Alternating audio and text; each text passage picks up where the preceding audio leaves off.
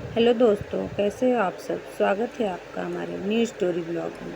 एक बार एक छोटी सी बच्ची हाथ में मिट्टी की गुल्लक लिए भागती हुई एक दवाई की दुकान पर गई। वह काफ़ी देर तक वहाँ पर खड़ी रही, लेकिन दुकानदार का ध्यान उस पर नहीं गया क्योंकि वहाँ पर काफ़ी भीड़ थी। उसने दुकानदार को कई बार बुलाया, लेकिन दुकानदार का ध्यान उस पर नहीं गया क्योंकि वहाँ पर भीड़ बहुत थी। फिर इस बच्ची को गुस्सा आया, अपनी मिट्टी की गुल्लक को वहीं काउंटर पर जोर से रख दिया। इसके बाद दुकानदार और वहाँ पर खड़े सभी लोग उस बच्ची की तरफ देखने लगे। दुकानदार ने उस बच्ची से पूछा कि बेटे, आपको क्या चाहिए? तो वह बड़े ही भोलेपन से बोली, मुझे एक चमत्कार चाहिए। यह सुनकर दुकानदार को कुछ समझ में नहीं आया और ना ही वहाँ पर खड़े लोगों को कुछ समझ में आया। सभी उसकी तरफ देखने लगे। फिर दुकानदार ने उससे कहा कि बेटे, चमत्कार तो यहाँ पर नहीं मिलता है।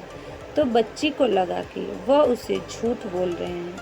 उसने कहा कि मेरे गुल्लक में बहुत पैसे हैं, बताओ आपको कितने पैसे चाहिए।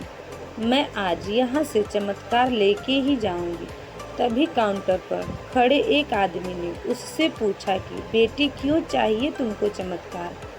तब उसे बच्ची ने अपनी कहानी बताई। अभी कुछ दिन पहले मेरे भाई के सर में बहुत तेज दर्द हुआ। मेरे पापा मम्मी उसको हॉस्पिटल ले गए। उसके बाद कई दिन तक मेरा भाई घर नहीं आया। मैंने बहुत बार अपने पापा से पूछा, लेकिन उन्होंने मुझे कुछ नहीं बताया। वो बार बार यही बोलते रहे कि वह कल आ जाएगा, लेकिन वह अभी तक घर नहीं आया। तभी मैंने देखा कि मम्मी रो रही थी और पापा उनसे कह रहे थे कि हमारे बेटे के इलाज और दवाइयों के लिए जितने पैसे चाहिए उतने पैसे मेरे पास नहीं हैं। अब उसको कोई चमत्कार ही बचा सकता है। तब मुझे लगा कि मेरे पापा के पास अगर पैसे नहीं भी हैं तो क्या हुआ, मेरे पास तो है। इसलिए मैंने जितने भी पैसे जोड़ रखे थे वह सारे पैसे लेकर मैं इस दवाई की दुकान पर आई हूँ ताकि चमत्कार खरीद सकूँ। फिर उस आदमी ने बच्ची से पूछा कि कितने पैसे हैं तुम्हारे पास।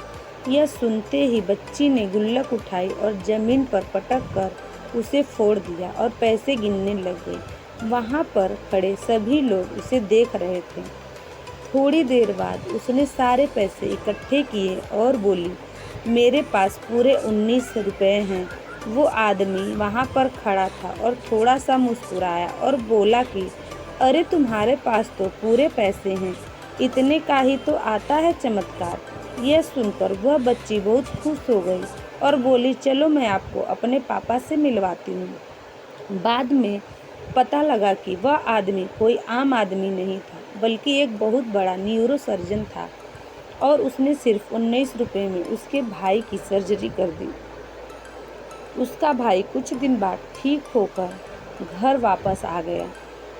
फिर कुछ दिन बाद वह बच्ची, उसका भाई, उसके पापा और मम्मी चारों एक साथ बैठे हुए थे और बात कर रहे थे। तभी उसकी मम्मी ने उसके पापा से पूछा कि अब तो बता दो, यह चमत्कार आपने किया कैसे? तब उन्होंने अपनी बेटी की तरफ देखकर कहा, चमत्कार मैं नहीं, इसने किया है। तो यहाँ पर एक बहुत बड़ी सबक है जो हम अपनी छोटी सी बच्ची से सीख सकते हैं। ज़िंदगी में कभी कभी ऐसा होता है कि हमको कोई रास्ता नज़र नहीं आ रहा होता है और हम लोग हिम्मत हार जाते हैं। तब हमारे अंदर एक बच्चा होता है जो कोशिश करने से कभी पीछे नहीं हटता है। वह हार मानने को तैयार नहीं होता है क्योंकि